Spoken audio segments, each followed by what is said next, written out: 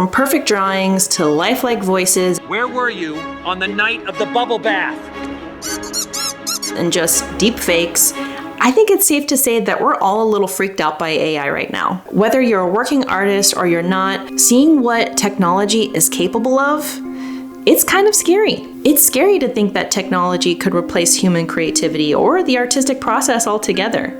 But this isn't just about what AI can and cannot do. This is also about what we're choosing to do, or what we're choosing not to do. Maybe you're completely against using AI to generate images or create some sort of art with AI. I am so used to going to ChatGPT and just asking it questions, like when I need help understanding a show I didn't understand, I have it explain to me what the heck happened in that show, or like getting help writing an awkward email, because I don't know how to not be awkward. And sometimes I ask it for artistic ideas as well. I'll ask it for a drawing prompt. Have I forgotten how to sit in my own imagination? It's scary because it's the unknown, and not because AI has the power to do that, but we have the power to choose to let it think for us or come up with ideas for us. And isn't that the real danger?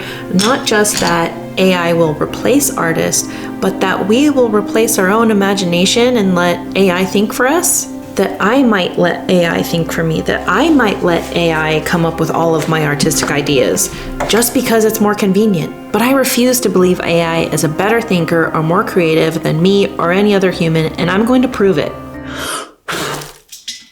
I want to prove that humans are and will always be more creative and more imaginative. So here's the experiment. Who can give me a more imaginative and creative drawing prompt?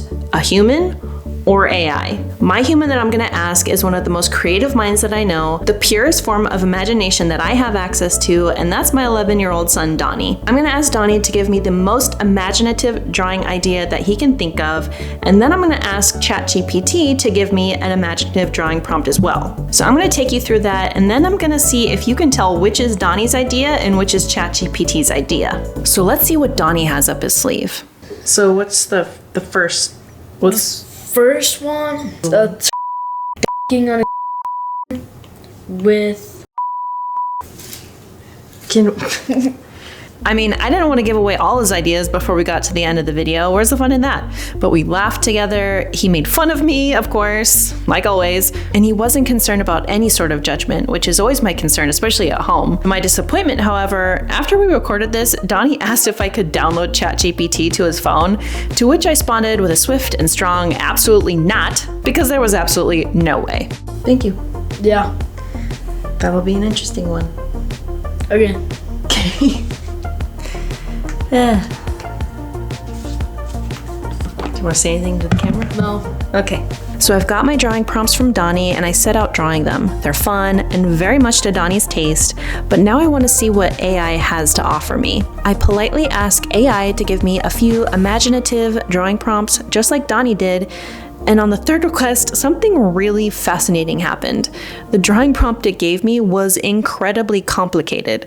It told me to illustrate a rainy day scene where colorful umbrellas lift people into the sky, each one heading to a different whimsical realm, like a city in the clouds, a land made of music, and an island of forgotten dreams. How do I even draw that? What does that even mean? What is an island of forgotten dreams? I don't even know what that is. I'm sure a really great artist could illustrate this, but generally speaking, this is a complicated drawing. It's as if AI was assuming I could generate pictures like AI itself. Because you can imagine AI generating a picture like this. It's a very AI-centric idea. I even had AI generate it to prove my own suspicions, but then an even more fascinating thing happened. AI timed out when I asked it to generate the image.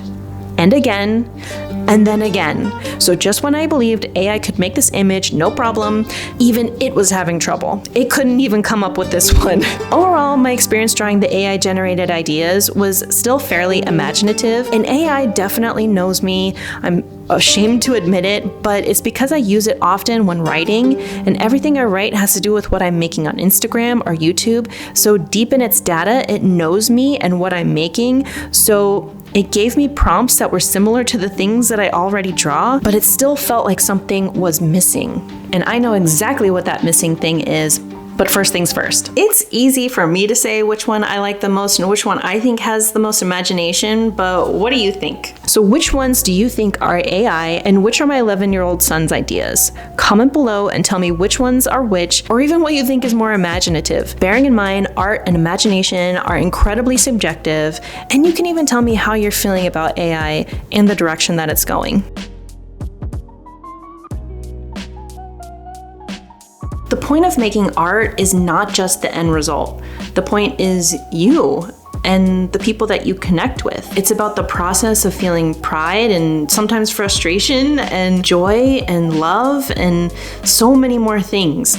But I don't even need to tell you this. You know all this. And it's true, I do use AI from time to time. A lot of times we can't even get away with not using it because it's built into so many things now. But it can be a good assistant and it can help you with things that are worthwhile.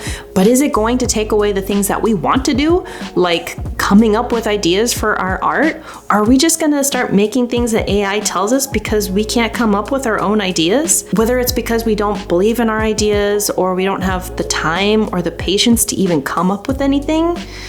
After today, I'm not. I will always believe that human imagination is valuable and necessary. We still need it. Society still needs it.